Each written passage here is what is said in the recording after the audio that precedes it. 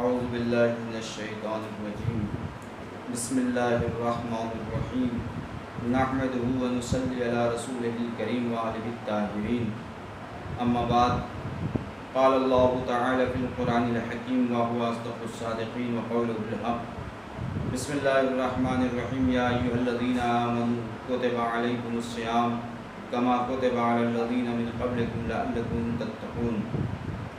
ناظرین محترم،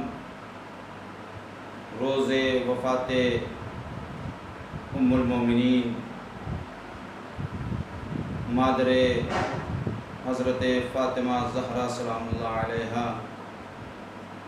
آپ حضرات کی بارگاہ میں تسلیت و تعزیت پیش کرتا ہوں۔ آج کا عنوان گفتگو اس ماہ مبارک صیام میں جس میں اللہ نے روزے کو واجب قرار دیا ہے، آج کی گفتگو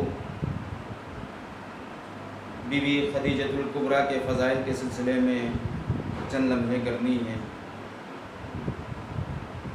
بی بی خدیجۃ الکبریٰ اس بیوی کا نام ہے کہ جنہوں نے رسول اللہ کی مدد کی ہے اپنے مال کے ذریعے اور دیگر مقامات پر۔ رسول اللہ کی اس وقت مدد کی ہے بی بی خدیجۃ الکبریٰ نے کہ جس وقت مدد کرنا ایک عام کام نہیں تھا، اتنا آسان کام نہیں تھا۔ اس وقت مدد کی ہے رسول اللہ کی جس وقت میں اگر کوئی انسان رسول کی حمایت کرتا تھا تو اس کا حقہ پانی بند کر دیا جاتا تھا، اس سے لوگ دوری اختیار کر لیتے تھے۔ ایسے حالات میں رسول اللہ کی مدد کی ہے بی بی خدیجۃ الکبریٰ نے۔ ایسے حالات میں رسول اللہ کی مدد کی ہے کہ جب رسول اللہ کے اوپر اوجھڑیاں پھینکی جا رہی تھی، پتھر مارے جا رہے تھے، طرح طرح کی اذیتیں دی جا رہی تھی، راستے میں کانٹے برسائے جاتے تھے، رسول کو ساحر کہا جاتا تھا، کبھی رسول کو مجنون کہا جاتا تھا، کبھی دیوانہ کہا جاتا تھا، کبھی کوڑے پھینکے جاتے تھے۔ ایسے حالات میں رسول اللہ کی مدد فرمائی ہے اپنی جان کے ذریعے، اپنے مال کے ذریعے۔ بی بی خدیجۃ الکبریٰ نے کامل ترین خواتین میں سے بی بی خدیجۃ الکبریٰ ایک خاتون ہیں، جیسا کہ رسول اللہ فرماتے ہیں کملا من الرجال کثیر وَلَمْ يَكْمُلُوا مِنَ النِّسَاءِ إِلَّا أَرْبَعٌ۔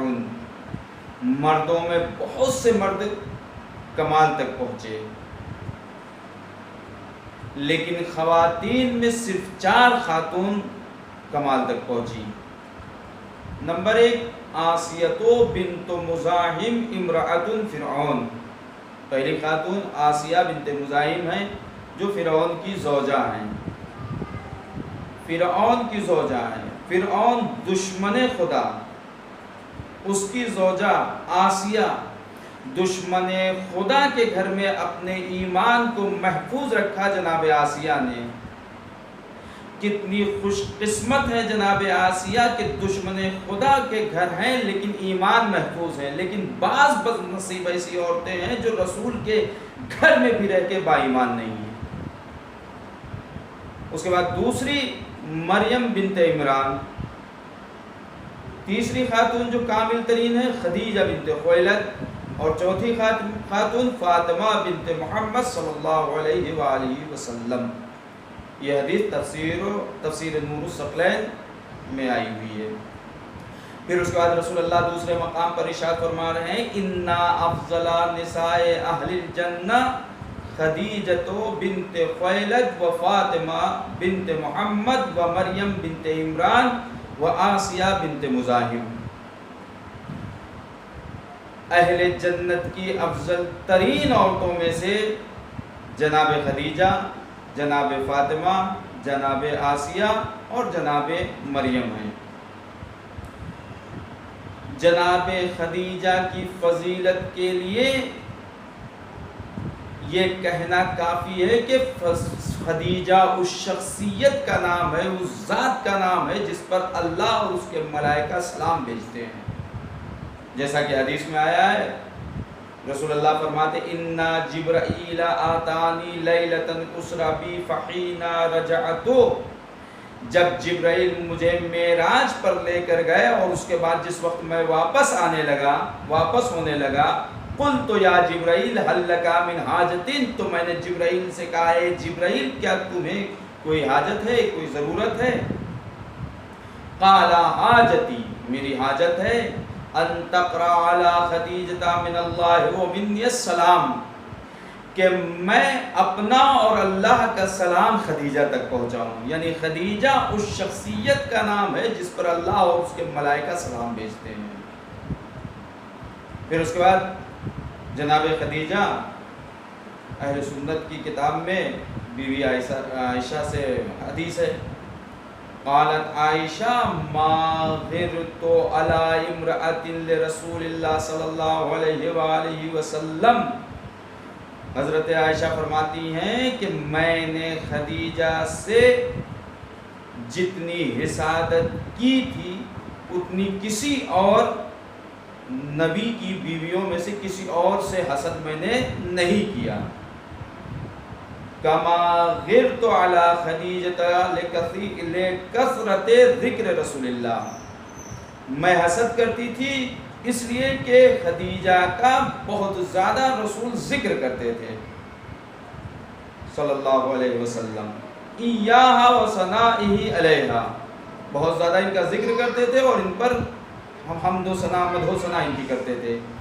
وَقَدْ أُوحِيَ إِلَىٰ رَسُولِ اللَّهِ، اور میں اس لیے حسد کرتی تھی کہ چونکہ اللہ کے رسول پر وحی آئی صلی اللہ علیہ وسلم ان یبشرها ببیت لها فی الجنہ، کہ اللہ کا رسول بشارت دے بی بی خدیجہ کو جنت میں جو ان کا مقام ہے، جنت میں جو ان کا گھر ہے.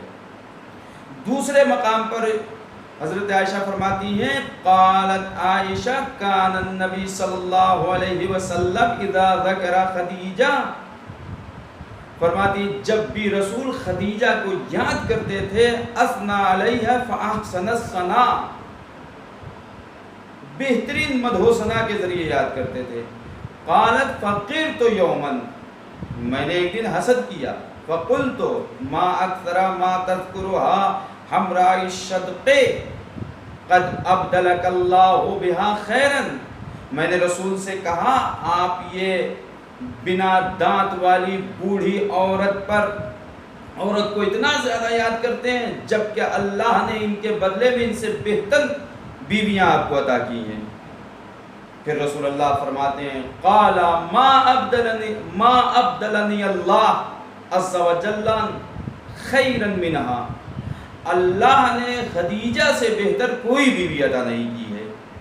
وَوَأَسَتَنِي بِمَالِهَا إِذَا حَرَمَنِيَ النَّاسِ، خدیجہ اس بیوی کا نام ہے جس وقت لوگوں نے مجھے مال سے محروم کر دیا تھا، بیوی خدیجہ نے اس وقت میری مدد اپنے مال کے ذریعے کی. یعنی رسول خاموش نہیں رہے، ایسے حالت میں رسول بول پڑے. جب حضرت عائشہ نے کہا کہ وہ بوڑھی تھی، ان کے دانت نہیں تھے اور ان پہ آپ جو ہے اتنا ان کو یاد کرتے ہیں، رسول خاموش نہیں رہے، جواب دیا. یعنی جواب دے کر رسول اللہ بتانا چاہتے ہیں کہ میری نگاہ میں افضل ترین خاتون بیوی خدیجہ الکبریٰ ہیں.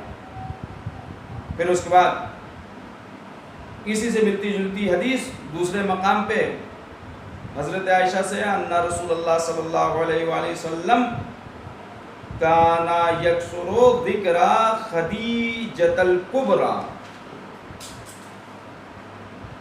اکثر رسول اللہ خدیجہ کا ذکر کرتے تھے، یاد کرتے تھے. فقلت ما اکثر ما تکثر ذکر خدیجہ